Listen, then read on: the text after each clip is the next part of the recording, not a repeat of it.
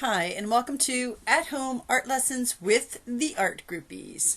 We're going to be with this guy, Observant Owen, where we are going to be like that little ant walking across a piece of artwork and noticing everything. We're going to notice the colors, the textures, and the shapes of the iguana, a rainforest animal from all around the world. Grows to be about 6 feet long. So we're going to create an iguana today, and we're going to use some simple lines and simple shapes. So the first line and shape that we're going to think about is for that iguana eye. So if we notice, the iguana's eye is that ellipse shape and then a circle in the middle, just like a human eye. So we're going to first start. I'm going to go in the upper corner and then bring his body down and his tail around. So I'm going to start with a simple dot, and then I'm going to start with a line and go around that dot, and then I'm going to create that ellipse shape like a football. In back of an iguana's eye is a dot, a black dot, which is where the iguana hears. That's his ear. Now I'm going to create almost like a letter C for the iguana's head. I'm going to come around here and give him a nice little mouth, simple line. I'm going to put another kind of an oval little dot there for his nose.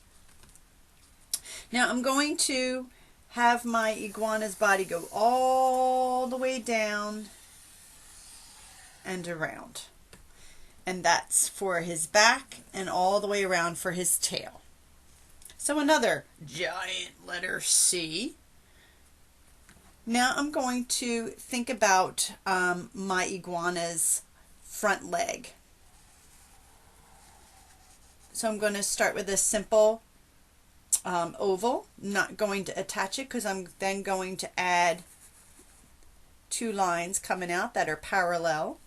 Iguanas have very long, skinny fingers. That's what you want to call them. This is how they're able to grab onto things and walk. I'm then going to give him another line for his belly. The back leg is going to be kind of bent, so I'm going to start with another letter C or a V. I'm going to come in here for the bottom part of his back leg and then again come around. So there's his back leg. I'm going to make those skinny like fingers or claws. So there's the back leg. He has another leg up here, but all you kind of see is the top part. So a letter V upside down, perhaps. Then I'm going to come down here. Now his tail is thick in the top part and then comes to a point. The next thing that makes the iguana look like an iguana is they have like these beards that come down and just like a flap part of the skin. They also have, some of them come with a horn right above their head, and then they also have these spikes all the way around on their back.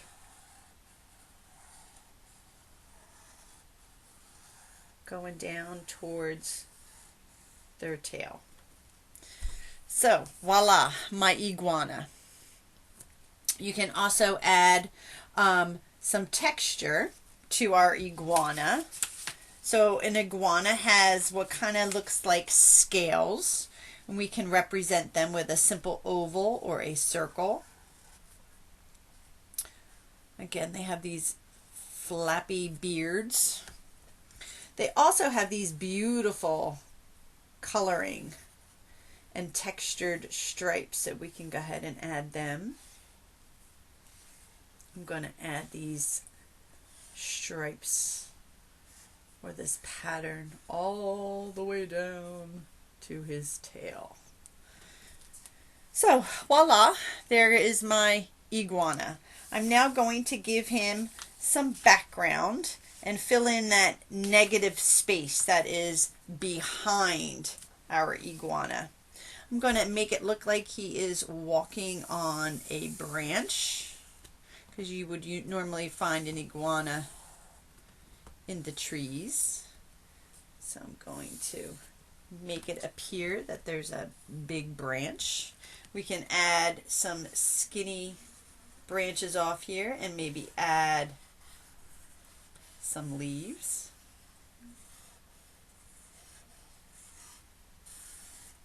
Give some texture to those leaves as well, those veins. We can make another one appear behind.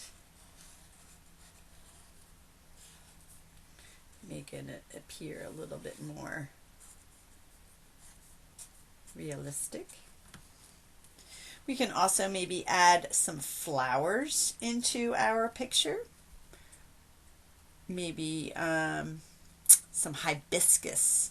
So you can do a hibiscus by starting with a dot and then coming out here with 5 lines, any way you like. So there's my 5 lines, and then you can draw the top part of that hibiscus petal, and voila, the hibiscus center comes out with looks kind of like a little Q-tip, I guess, and then it has some dots on here for the pollen for the flower. You can draw another one behind it, or maybe some hibiscus leaves. Filling in this negative space to make our iguana have a nice home. Maybe I'll put another hibiscus flower up here, again a dot, and I'm going to give it 5 lines coming out, and then I'm going to attach those lines at the top part for the petals of the hibiscus. I'm going to come down here again with the center part of my hibiscus flower.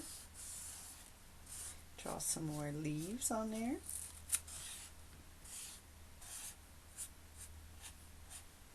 So voila, there is my hibiscus branch background. Can also add in some texture to our branch, making it appear to have some bark texture, just with some straight or wiggly lines. And there you have it. Now I'm going to add some color. Now you can do whatever you like. It's your creation. You can make your iguana purple, you can make your iguana pink, whatever you desire. But when you're coloring it in, and I'm just going to use simple Sharpies, I want you to think about doing more than just coloring it in. So let's say I'm going to make the top part of his head this beautiful green color. I want my lines all to go in the same direction. Makes for a little bit more realistic kind of creature.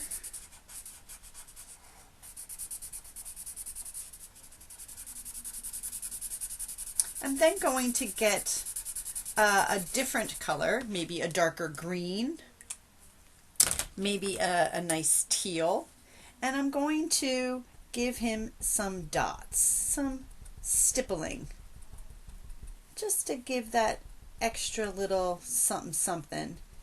Maybe some lines around his eye.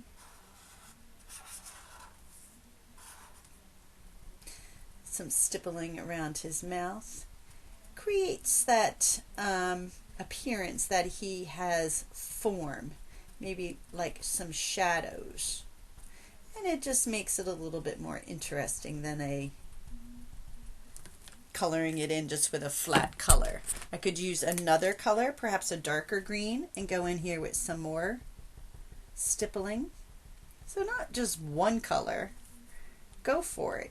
Use a couple colors. It makes for a more interesting piece of art. Go over those lines again. Accentuates them, creates contrast.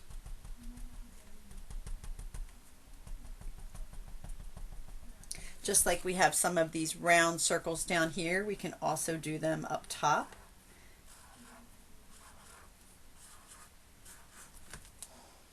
Maybe color them in.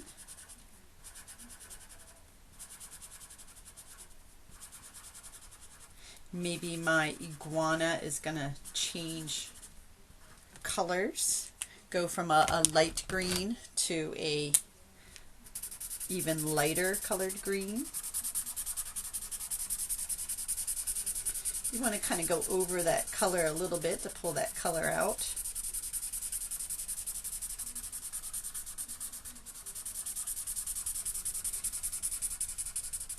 Maybe your stripes can also come with a couple different colors. So let's say my stripes here are going to be maybe a nice pink. My pattern is going to be really creative. So I'm going to color this in with a lighter color, and then perhaps go in with some of that stippling again, because the stippling is a perfect way to show form for our iguana, but also to give it that feeling of texture, that feeling of the scales that the iguana is made of. Now you don't want to do the whole thing, maybe give it some of another type of design on his stripes. Have fun. Try something new that you've never done before. Use a couple different colors. Overlap them.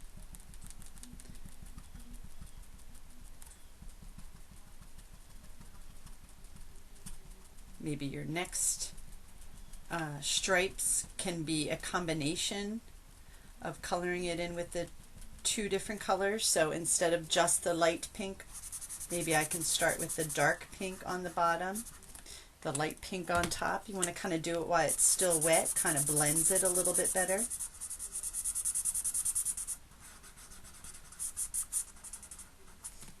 And then use that stippling again.